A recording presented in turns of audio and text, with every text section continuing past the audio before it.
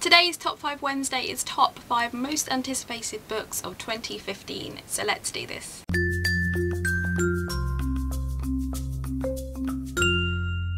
Hi everybody, it's Lydia here. So this top 5 is pretty self-explanatory.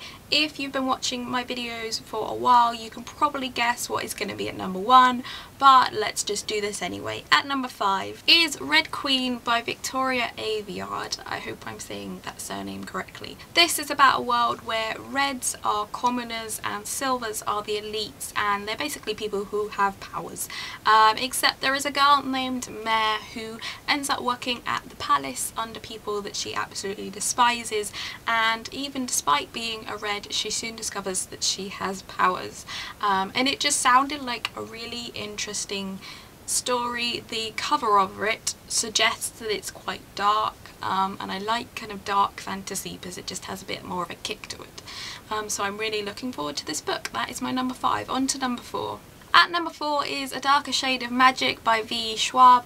I haven't read any of her books actually before. I know a lot of people will have done. I haven't actually read any yet, but there we go. I'm really looking forward to this book. It's basically about parallel universes and a guy who travels between them and between different parallel Londons in a way. And again, like Red Queen, it's sort of fantasy but dark fantasy, so it's more gritty, and yeah, it just sounds really exciting. I'm looking forward to it. At number 3 is Six of Crows by Leigh Bardugo. That is the first book in the Dregs series, and it is also set in the same world of Ravka as the Grisha trilogy was. And although I mentioned I think yesterday how I wasn't totally blown away by those books, I did absolutely love her world building, and I am really looking forward to seeing more of Ravka and more of that world. And also, weirdly, it's been described as Ocean's 11 meets Game of Thrones, which I'm really intrigued about because it just sounds like totally opposite kind of things to compare. So yeah, I'm quite looking forward to that. At number 2 is Invasion of the Tearling by Erica Johansson. This is the follow-up to Queen of the Tearling, and I know a lot of people were kind of on the fence about that book. I personally really thought it was a great first book as a first book in a series.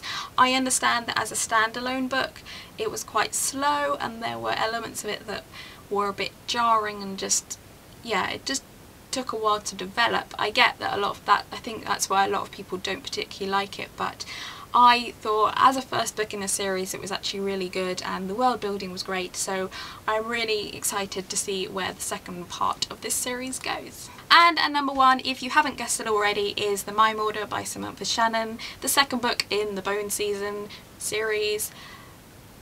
I go on about the Bone Season all the time, you know how much I love it, and honestly I haven't been this excited about a book since probably Harry Potter, so I cannot wait for this book. I've had it on pre-order for, well, when did I put it on pre-order? Like July or June or something, when you could first pre-order the book, so I'm so excited for this book, and oh my gosh, I cannot wait to read it because, nah. So that is my top 5 most anticipated books of 2015. They're all fantasy.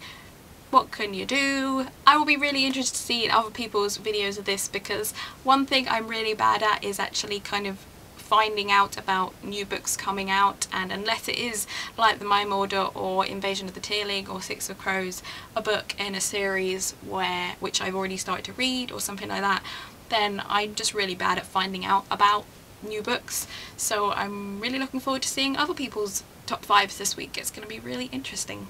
But anyway, I'll be back tomorrow with another video, but until then I hope you have a good day and bye!